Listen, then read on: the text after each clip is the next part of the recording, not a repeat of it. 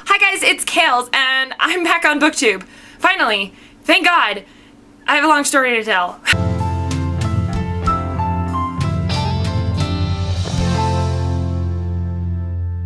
Long story short, it was literally the day that I had planned like an entire afternoon to film. I got very sick with a colon infection, which I didn't even know was a thing, but it is, and it's gross and disgusting, and I've been out of work and really tired and really exhausted and just have barely had enough energy to eat and go to work, let alone actually make videos. Now that I'm worlds better than I once was, I am here to talk to you about the books that I read in March, which was over a week ago.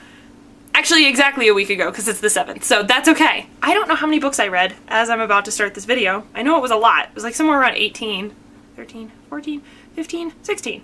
16 books. I'll take 16. So starting off with the graphic novels, because I'm gonna skim through those, even though I really liked some of them and other ones I really hated. I read the 6th volume in East of West, and holy crap, this series continues to be one of the most challenging reads for me because it goes to so many different political agendas and character desires, and it just is nuts, and the sci-fi world continues to grow, and I don't even know how it can get any bigger. It's amazing. Basically, East of West is about the 4 horsemen of the apocalypse and death goes rogue. That's really all you need to know. And then it goes crazy from there. Volume 6 was just as crazy. Then I read the 5th volume in Princeless, which, as you guys know, if you've watched my channel, is one of my absolute favorite graphic novels ever, and this one was no exception. It was great. We got to learn more about the dwarves, and I really enjoyed this series and how Princess Adrian is just continuing on her own journey, but then her brother is also on his own beeline plot that is really interesting because it's with werewolves, and that's a whole other thing, and he's like on the search for the queen, and that's been developing, so I'm interested to see where that one's gonna go, but I just want Princess Adrian to continue to kick butt, as she has not let me down yet. And she got this awesome, really cool haircut, and that was a big symbolism thing, and it was good. So the series continues to be stellar. Then I read Big Happy Mushy Lump by Sarah Anderson, and I actually got to go to this signing. I actually got to get my book signed, and I got my first one signed as well, and I bought this copy for my sister. I love it because it's fuzzy like the other one, and it's brilliant and hilarious. And this one actually has more narration, which we learn more about Sarah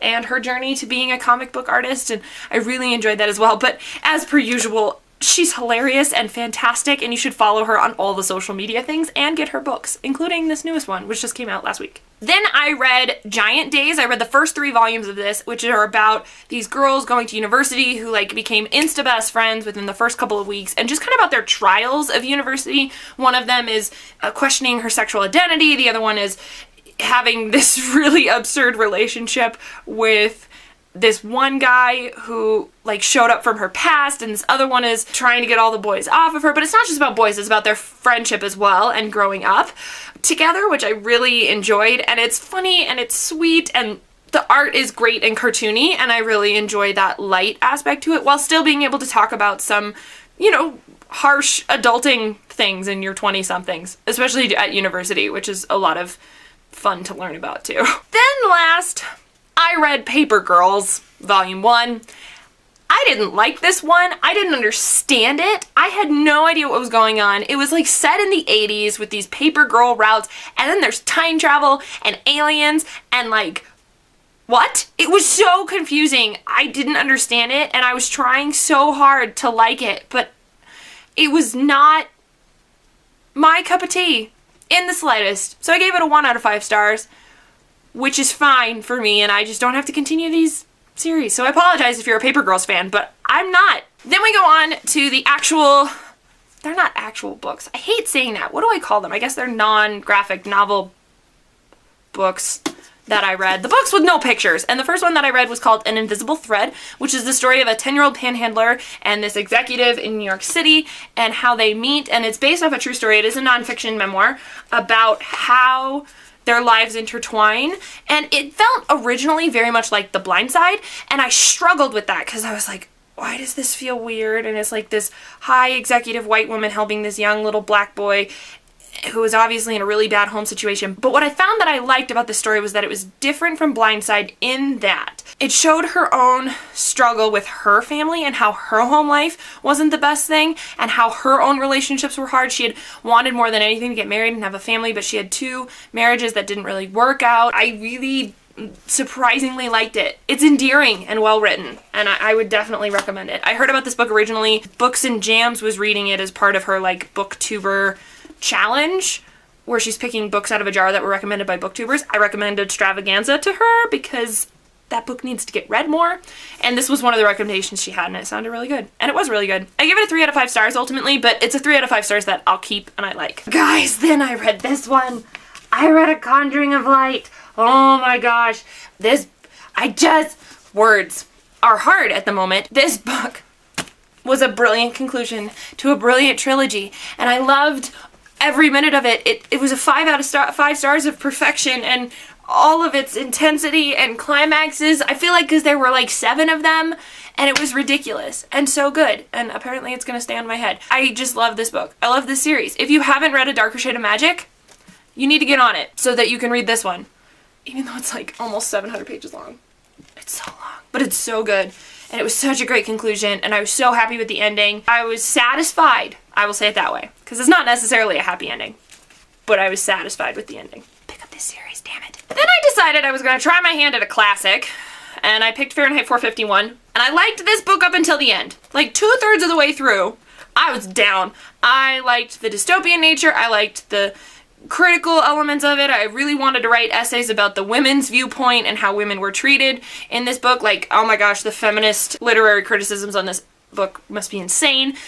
But then the ending happened, and I was like, what? Why? I just didn't appreciate how it ended. I didn't understand it. It lost me at the ending. So I gave it a 3 out of 5 stars, but I'm not gonna keep it because it's not a classic that like changed my life. It was good. I'm glad that I said I read it, but that's about as far as it gets. Then I read one of the worst books I've ever read in my life, and I'm still astonished that I like freaking finished it. Sweetbitter, which is a book about a 20-something from Ohio who graduates college and decides she wants to move to New York for no other reason other than she wants to move to New York. I don't know what time period this is in. That's my like first biggest critique of it, was people kept talking about flipping open their phones, and it could have been set in modern day, but nobody was talking about it, and I don't understand what was going on here. And she was like purposely putting herself in these toxic relationships, and everybody gave it like all these great critiques because it was like such beautiful language about food, and I'm like, no, the food doesn't matter. The descriptions don't matter. It's all these like little stupid slice of life things from this girl who doesn't know what she's doing, who's actually really unlikable and really ignorant, and her education that she gets on wine from these sophisticated waiters who have literally done nothing in their lives is destructive and terrible, and I didn't like it. I can't believe I got all the way through it. I just kept hoping she would redeem herself, and spoiler, she doesn't. So don't read this book. Don't bother. You can bet your ass it's across the room now. So I needed a book after Sweetbitter that I was like, I know I'm gonna like this book. And I picked up Another Day by David Levithan. And I was a little worried about this one at first. I'm not gonna lie, because the idea was like, oh God, is it gonna be the exact same story just from Rhiannon's point of view? And yes, it is the exact same story from Rhiannon's point of view. However, I actually really enjoyed it from Rhiannon's point of view. I thought this was well done and interesting, and I enjoyed her perspectives and her growth of getting out of her abusive relationship, and how A challenges her, and the idea of sexuality and gender identity and all of that. It's such a fascinating story. For those of you who don't know, the first book, Every Day, is written by David Levithan, and it's about this entity named A who changes bodies of people every single day. I call him a he, because that's how I identify him, and Rhiannon and identifies him as a he, but he flips between genders all the time. A falls in love with Rhiannon, and it's such an interesting journey about their love story of trying to still be together. Again, the one problem I had was I was really satisfied with the ending of Every Day. I was really happy with it. It was a standalone and it was great. And then he wrote Another Day and I thought, okay, cool. This is just another side of the same story. Totally fine with that. No, he left us on a cliffhanger. I was like, where did this cliffhanger come from? I don't want this cliffhanger, but now there's going to be a sequel. I don't want a sequel. I just want this little cute, adorable duology and that's it. And then there's going to be a sequel and I might cry. It's the first book I've ever wanted in my life to just be the book, the one story. I don't need a continuation of this story, but apparently we're gonna get one, and I don't even know if I'm gonna read it because I just kind of want to pretend it doesn't exist. Then I read Strength-Based Leadership, which was a nonfiction book. I gave it a 2 out of 5 stars because it's based off of the Strengths Test 2.0 that you take. I read it for work and it was fine, but the majority of it was just like what your strengths can do as the leader. But then like the beginning part and the introductions weren't that informative. It was kind of boring and not well written, and it was useful for like looking at my own strengths and how I can use them in terms of leadership, but like the unnecessary additions were just that. They were unnecessary. I then read Tru Nelle by Greg Neary, and I struggled with this book. I really like Greg Neary. I met him at the Colorado Teen Lit Conference, and he's wonderful, and he writes untold stories of history, which I really admired, and I love his depiction of stories, and I want to read some of his other books like Ghetto Cowboy, but this one in particular I struggled with because it was just like a junior fic mystery, and the only thing that was cool about it was that it was Truman Capote and Harper Lee. No, Harper Lee. The mystery wasn't interesting. It was too similar to Kill a Mockingbird, in my opinion, and it was sad because I really wanted to like this book because I'm such a fan of Harper Lee and Truman Capote, and I think their story is so fascinating. But I also just think I was a little too old for it. I would totally recommend this if I was at the library to kids of that age who are interested in mysteries, who are interested in historical fiction. I would give this to them, but I think I also was just maybe a little too old for it. Next, we have Sweet Evil by Wendy Higgins, which this book has been recommended to me for probably a year and a half by Jordan over the Jorno Journals, and I finally read it, and I now have copies of the other 3 books, and I'm excited to get through them. This was the perfect, cheesy, paranormal romance that I needed after this one really serious book that I read, which I'm going to talk about in a minute. Sweet Evil is about a young girl who finds out that she's half angel, half demon, and starts associating with the sons and daughters of the 7 deadly sins, and it's fascinating and interesting and a really interesting built world. The first book was kind of slow, which is why I gave it a 3 out of 5 stars, and I think that it will continue to get better and bigger as the books continue, so I'm fine with that, and I'm fine with going along for this ride because as a paranormal romance, a YA paranormal romance, I'm totally okay with it. I also thought it was an interesting concept. I hadn't read a book about angels and demons in a while that I liked. Oh, then finally, guys, I read Between Shades of Grey by Ruta Sepetys. This book, there were so many emotions.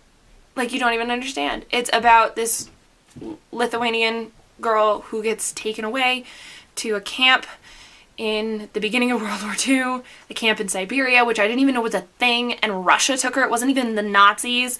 And I had no idea that these things existed, and I just wanted to cry. Like, the whole time when it ended, I just sobbed. It was so good, guys, though it's heartbreaking. This is not a light read at all. People die, it's war, it's starvation, it's survival, it's hard, but it's good and it's well written, and Ruta Sepetys just is now one of my Instabuy authors because the 2 books she's written that I've read of Salt of the Sea and Between Shades of Grey are fantastic, and I love them both. 5 out of 5 stars. Excellent. Here are 1, 2, 3, 4, 5, 6 of the 16 books I read in the month of March. Let me know if you read any of these down in the comments below, if you want me to expand on them. I love to talk to you guys as always. Until next time, guys. Bye! God, that almost hit me in the face. How do I want to do this thumbnail? This has been the trend nowadays to do it this way, where like you don't show what books they are. Oh God, I can never keep these in a stack. Let's take my name sticky note out of here. Okay. If you were snickering in the background, my friend is here working on her homework, so I apologize in advance. She's never seen me do this. Live, anyway.